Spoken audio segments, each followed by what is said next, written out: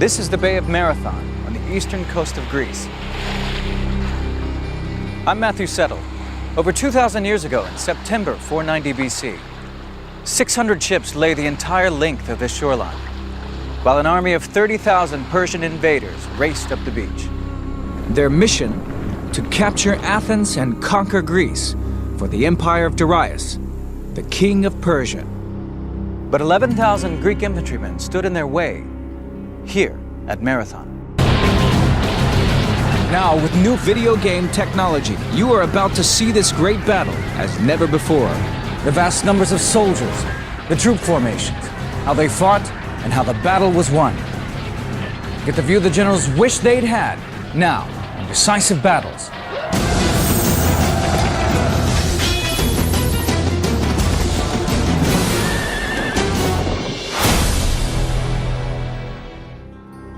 This is the burial mound of Marathon.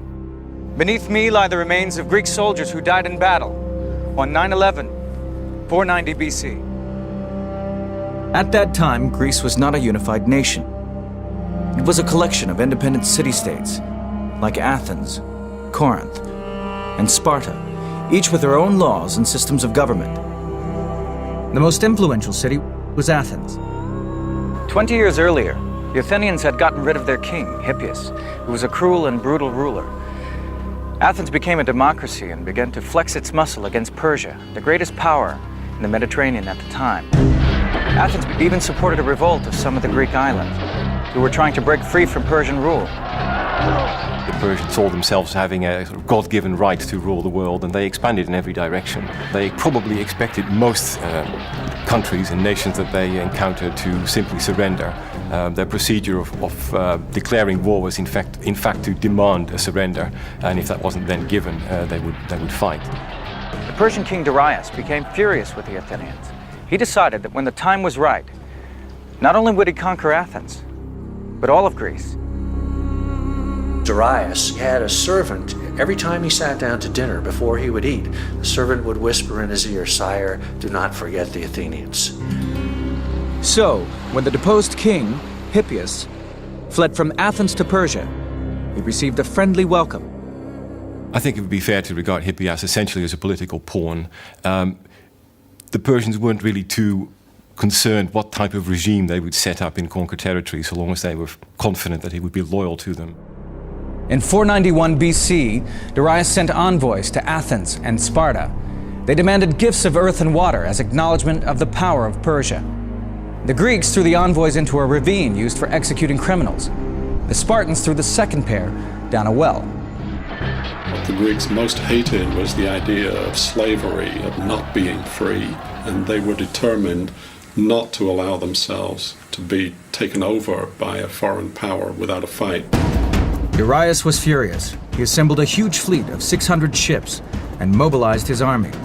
And when they set out for Greece in 490 BC, the exiled king Hippias sailed with them. The invasion force of 30,000 men was led by Datis, Persian commander in the west. Hippias was only too happy to advise him on the perfect landing place, the broad beach at Marathon Bay. The Persians had very consciously picked a place that suited the kinds of forces that they had. Basically, within the territory of Athens, they couldn't have found pretty much a better place for them to land. This is the plain of Marathon, 6 miles long and 2 miles broad. Apart from the marshes at either end, it's an unbroken plain, perfect for the battle tactics of the Persians with their light infantry and cavalry. Even in early September, these marshes were wet and soggy. A man couldn't walk on them, let alone several thousand horses.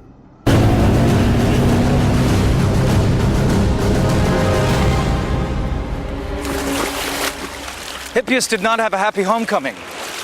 As he jumped ashore, he had a coughing fit and spat out a tooth. When he looked for it in the sand, he couldn't find it. And he took this as a sign from the gods that he would not regain his kingdom.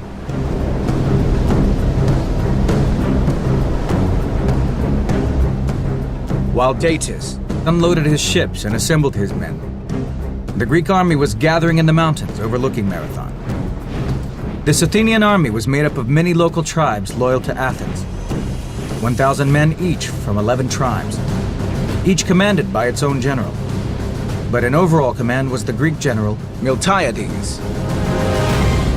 Missing from these 11,000 men were the fiercest and most feared Greek fighting force, the Spartans.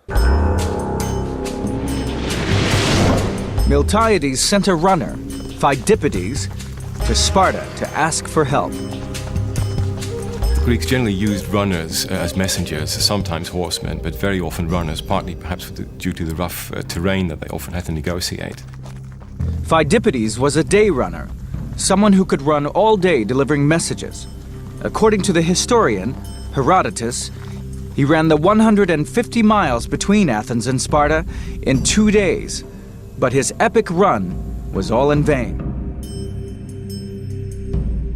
The Spartans were celebrating a religious festival, and they refused to march until after the full moon. The Spartans were notoriously pious, notoriously slow, notoriously tardy, and arrogant in a way. And I think they felt, oh, we'll just get over there when we get there. Athens would stand alone. Miltiades faced impossible odds. We know very little about this Greek commander. He was from a leading family in Athens and must have had considerable military experience to win command of the army. But we may have one link that stretches back 2,500 years. This helmet is an exact replica of the one recovered by archaeologists. It's from exactly the right period and had the inscription, Miltiades dedicates this helmet to Zeus. It was very probably Miltiades' own helmet and was exactly the kind worn by the Greeks at Marathon. The Greek army fought as infantrymen, or hoplites. They were called this after the shield they carried, the hoplon. The hoplite fought in a phalanx formation, an almost unbreakable wall of men and shields, pushing forward incessantly. The shield of the hoplite was a big shield, about 1 meter wide, but it covered only half the body, and therefore the protection comes from the overlapping of each shield with the man next to him.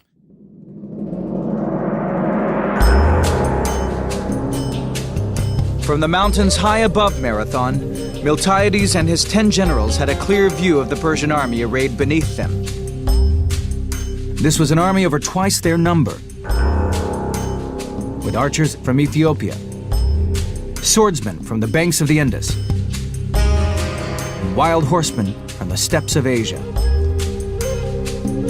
Although all these men were the subjects of King Darius of Persia, they had little in common with one another. Not even a common language. The Greeks, on the other hand, were neighbors, standing shoulder to shoulder and brother to brother, fighting to save their independence and way of life. Memories of the tyrant Hippias were fresh in their minds, and death was preferable to him regaining the Athenian crown. But neither side seemed eager for a fight. For 4 days, the two armies faced each other in a nervous standoff. One reason why the Greeks waited is simply that they were in a very strong position there. They could not, as such, be forced. And the Persians, being so much larger, had a supply problem, and therefore it was quite likely that supplies would run low and that they might even consider retiring. Datis was holding back in hope that the Athenians, still loyal to Hippias, might rise up and seize control of Athens. On the Greek side, Miltiades waited, perhaps in the hope that his forces might be bolstered by the promised Spartan contingent.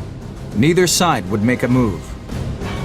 But in the Persian camp, Datis was hatching a daring battle plan that would break the deadlock. Soon the killing and fighting would begin.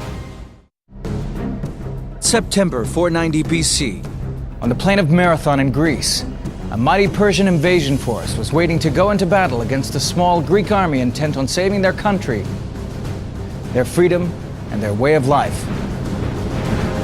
After 4 days of stalemate, the Persian commander Datis decided to gamble everything on a quick victory.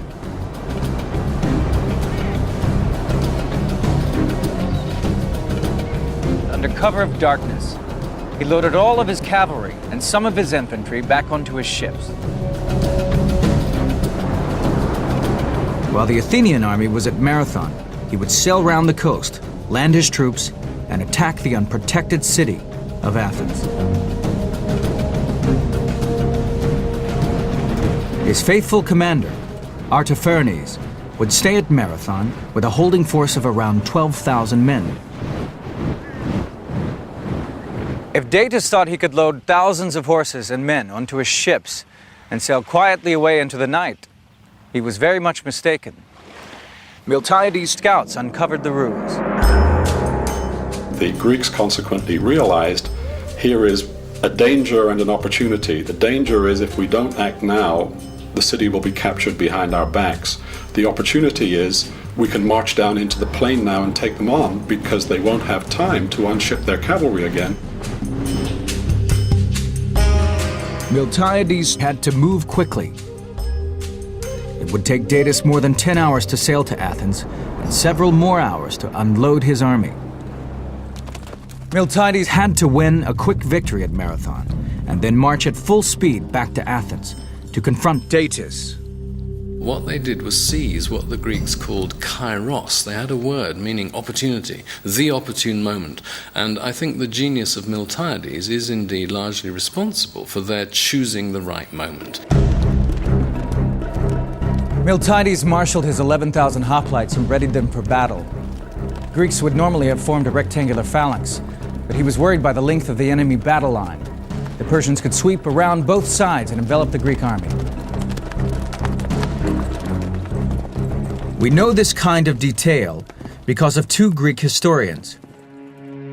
Herodotus, who wrote in the years after the battle and may even have met some survivors, and Plutarch, who wrote 400 years later but used material from earlier histories. Miltiades took a huge risk and tore up the battle manual.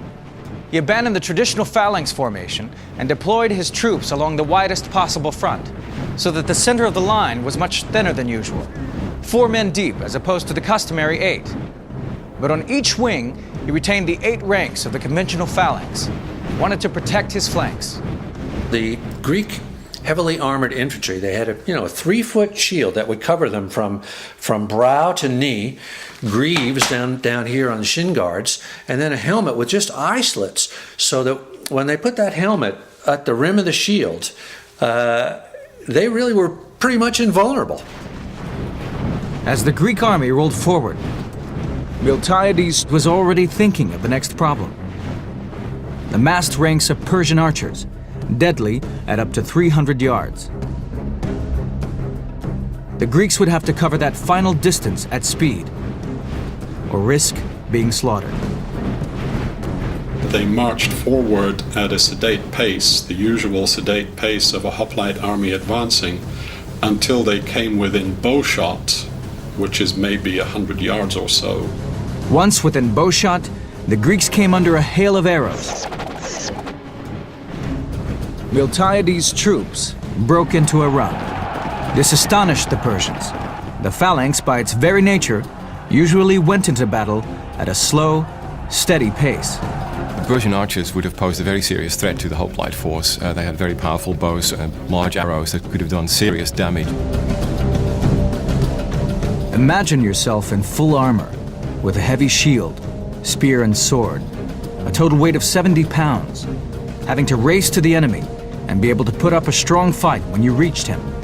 There was a British historian who actually built himself a suit of hoplite armor and went to Marathon and ran from approximately the place where the Athenian camp was to the site of the battle, and showed that a fit man could actually run that distance in armor.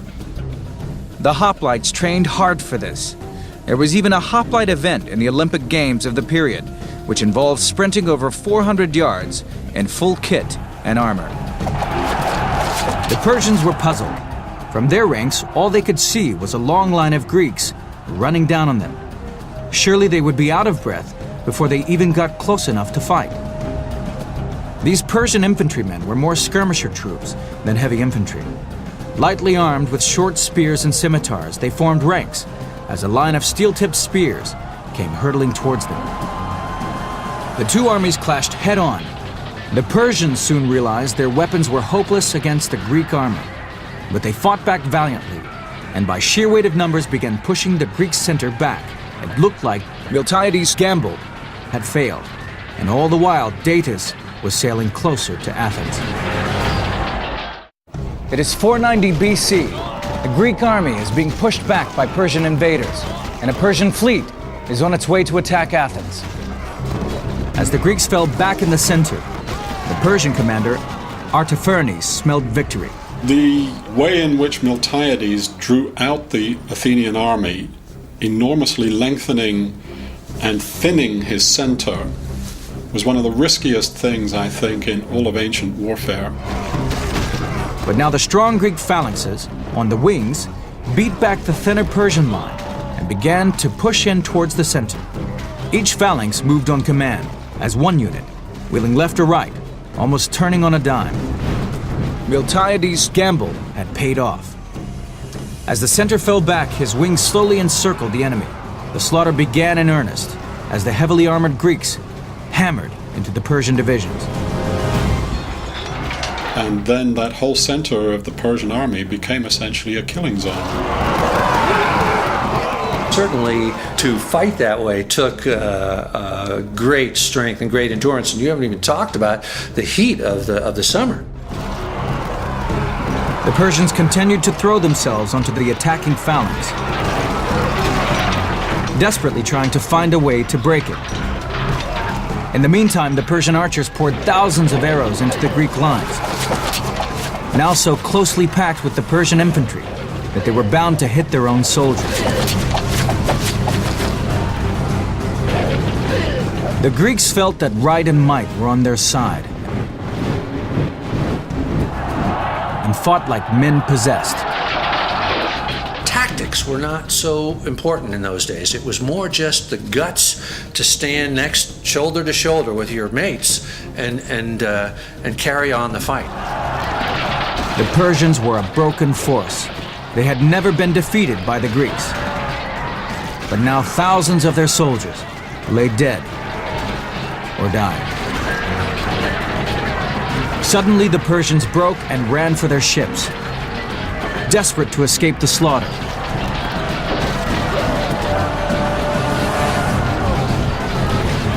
The Greeks raced to cut off their retreat and chase them to the water's edge.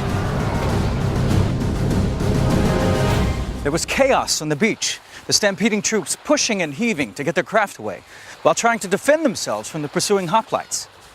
The surviving Persians sailed away, while the Greeks collapsed, exhausted in the sand. But there was no time to rest. While the battle was raging at Marathon, Datis and his Persian troops were sailing closer to Athens. Miltiades ordered his tired and battle-weary troops to Athens, a forced march of 22 miles in full armor. It had taken him just over 3 hours to defeat the Persian army at Marathon, but that meant that Datis was 3 hours closer to Athens. It was a race against time.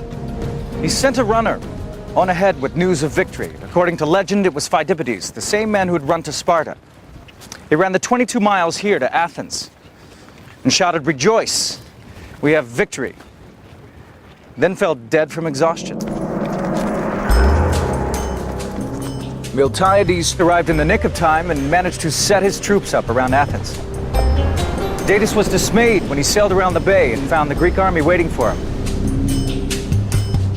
When they saw those Athenians waiting for them, they just didn't have the heart to have another go at these guys who had just inflicted this disastrous defeat on them. He could not even land his army. He thought these troops had been beaten at Marathon, but now here they were, ready to fight again. Acknowledging defeat, he turned his ships around and set a course for Persia. Hippias had guessed right. Not only had he lost his tooth, but any chance of ever regaining his kingdom. And the Spartans? They turned up late and missed out on the glory, but were curious to see what a Persian soldier looked like. They marched on from Athens to inspect the dead. They say that the Spartans were sort of like sightseers, toured the battle afterwards, and that they were pretty shaken up to see what great work their rival Athenians had done. I think it really did eat at the Spartans' guts. that these foppish Athenians had polished off the Persians. If the Persians had won the battle and had occupied Athens, they would then have had a basis in mainland Greece for further campaigns, and that might well have changed the course of history.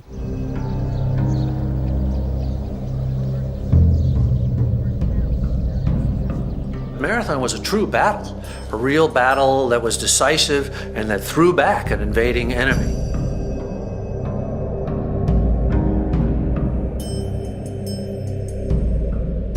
The fame of Marathon is, in my view, imperishable. It was an extraordinary victory. But for Marathon, you wouldn't then have had the ensuing civilization of the Greeks. The Persians had lost 6,500 men. The Greeks, 192. This was a great victory for Greece, but an even greater victory for Athens. In the space of 20 years, its citizens had got rid of their king and pushed back the Persian Empire. In the process, they had created a new form of government. They called it democratia. We call it democracy. And Phidippides, his run is remembered at every Olympics, and each year in cities around the world when ordinary people run the marathon.